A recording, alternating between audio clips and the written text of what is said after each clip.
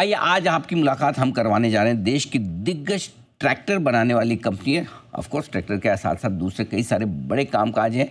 मुलाकात करेंगे हम एस्कॉर्ट्स क्यूबोटा से। 80 साल से ज़्यादा पुरानी ये कंपनी है और दो बिजनेस डिवीजन खास तौर से इसके, एक एग्री मशीनरी और दूसरा कंस्ट्रक्शन इक्विपमेंट्स। आइए हम मुलाकात करने जा रहे हैं कंपनी के CFO भरत मदान साहब से। 1988 बैच के आप चार्टर्ड अकाउंटेंट हैं।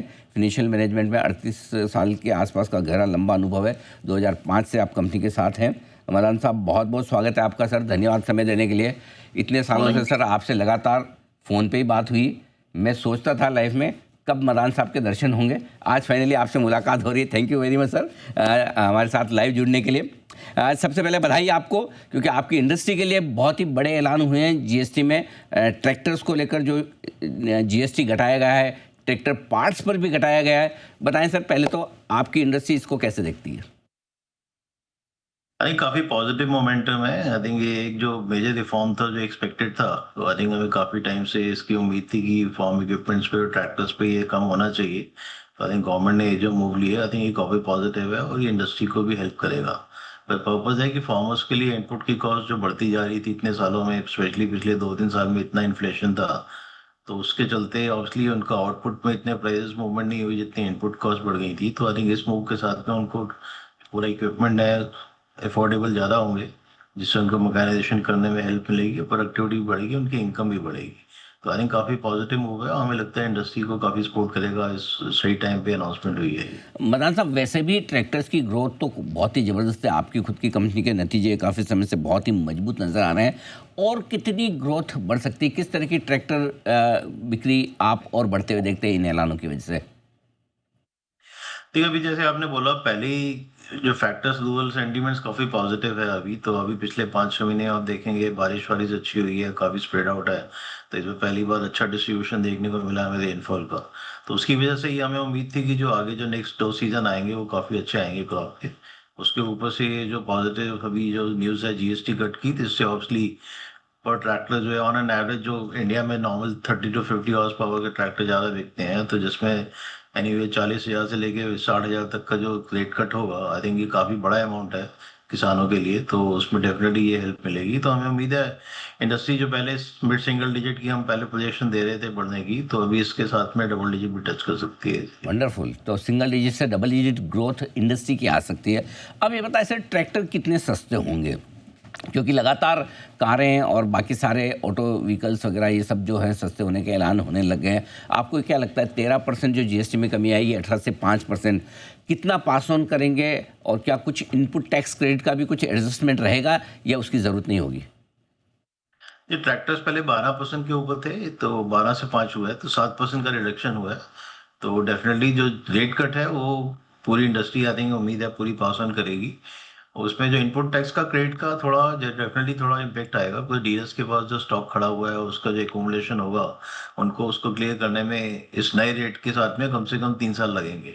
तो उनकी जो कैरिंग कॉस्ट है, होल्डिंग कॉस्ट है, उसके साथ में जो inverted duty structure tractor industry में भी कंटिन्यू रहेगा। तो इनपुट टैक्स पे रेट कट होने के बाद भी जो ओवरऑल हमारा, क्योंकि आउटपुट टैक्स ज़्यादा कम हो गया है, तो उसकी वजह से इन्वर्टेड ड्यूटी स्ट्रक्चर एक्चुअली थोड़ा और बढ़ गया है। तो उससे वर्किंग कैपिटल मैन्युफैक्चरर्स की भी ब्लॉक होगी और कुछ सप्लायर्स में भी इन्वर्टेड ड्यूटी का इशू आ रहा है, बिकॉज ट्रैक्टर पार्ट्स पे भी क्योंकि ड्यूटी कम कर दी है उन्होंने, तो उसकी वजह से उनके इनपुट की कॉस्ट जो 18% पे इनपुट्स हैं और आउटपुट पे 5% होगा, तो कुछ सप्लायर्स भी इन्वर्टेड ड्यूटी स्ट्रक्चर में आ जाएंगे। तो जिसकी वजह से आई थिंक पूरे चैनल में supplier, dealers, manufacturers as well as suppliers, तीनों ही अगर इन्वर्टेड ड्यूटी स्ट्रक्चर का इशू फेस करेंगे तो डेफिनेटली थोड़ा वर्किंग कैपिटल का इशू रहेगा। बट आई थिंक ये शॉर्ट टर्म है। लॉन्ग टर्म, मिड टर्म में अब देखा जाए तो डेफिनेटली ये पॉजिटिव मूव है और इससे इंडस्ट्री को फायदा ही होगा I think all across.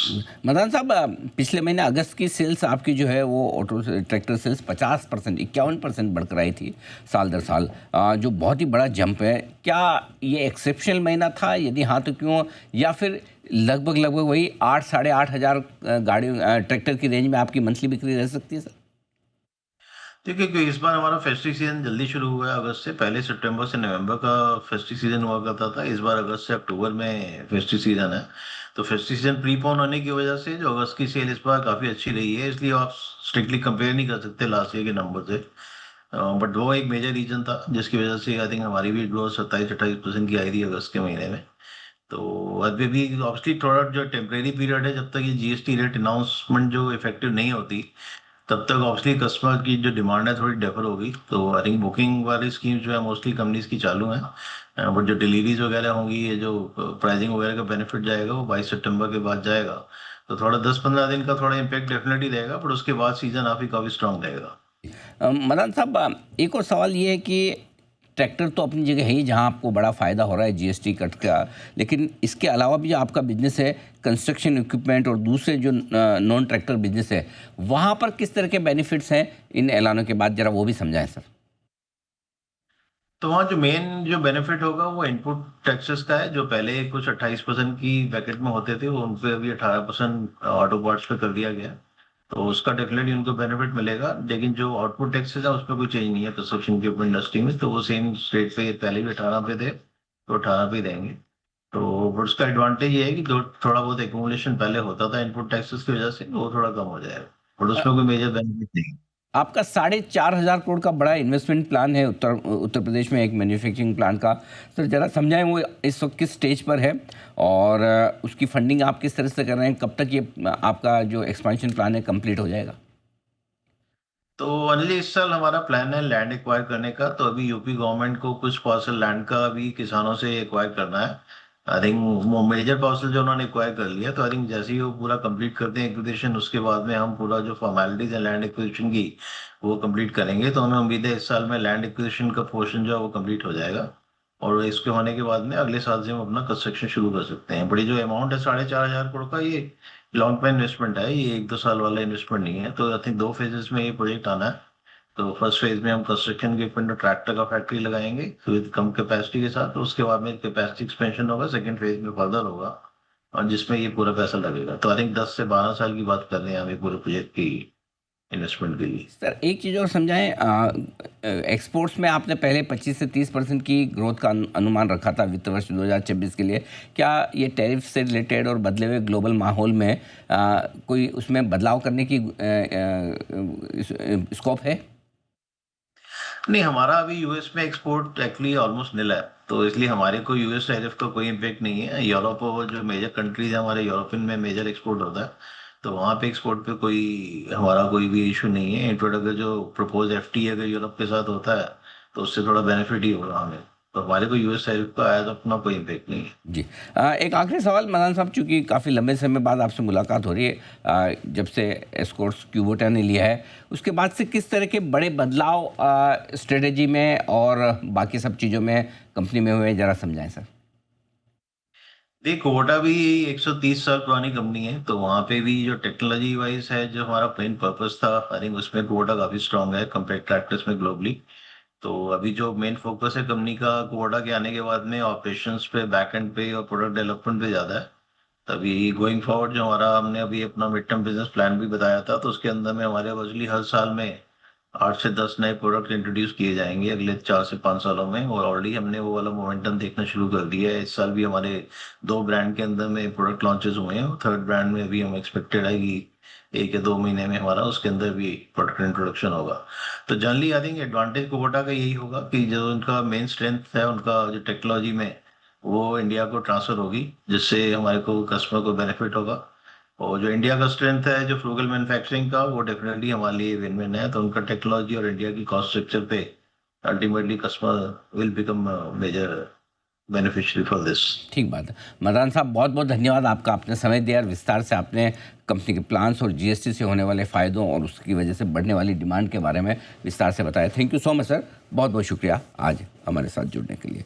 Escorts Kubota के सीएफओ भरत मदान साहब बताते हुए डिमांड मजबूत होने की उम्मीद और साथ ही साथ जो कुछ भी बेनिफिट्स मिल रहे हैं जीएसटी के दरों में कमी की वजह से, वो कस्टमर्स को पास ऑन किए जाएंगे, ये भी वो साफ कहते हुए दिन के हाईएस्ट लेवल पर ट्रेड करता हुआ दिख रहा है। उनके स्ट्रॉन्ग स्टेटमेंट के बाद बाजार पसंद करता हुआ इसे, और एस्कॉर्ट्स क्यूबोटा 2% की मजबूती के साथ दिन के हाईएस्ट लेवल पर ट्रेड करता हुआ आपको नजर आएगा। एक बार जल्दी से एस्कॉर्ट्स के चार्ट्स पर कुणाल जी से राय भी ली जाए। कुणाल जी, 3760 रुपये मैनेजमेंट की कमेंट्री बाजार को पसंद आती हुई दिख रही है, स्टॉक मजबूती के साथ ऊपर बढ़ रहा है, लेवल्स बताएं सर।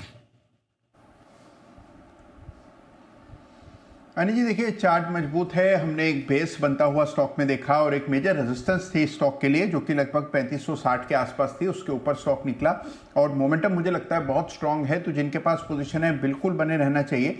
मेरी राय में इस स्टॉक में आपको 3900 के लेवल्स देखने को मिलेंगे, तो 3900 3950 के टारगेट के लिए एस्कॉर्ट्स में मेरी बने रहने के लिए। तो ये है एस्कॉर्ट्स क्यूबोटा पर आपके लिए रहा है।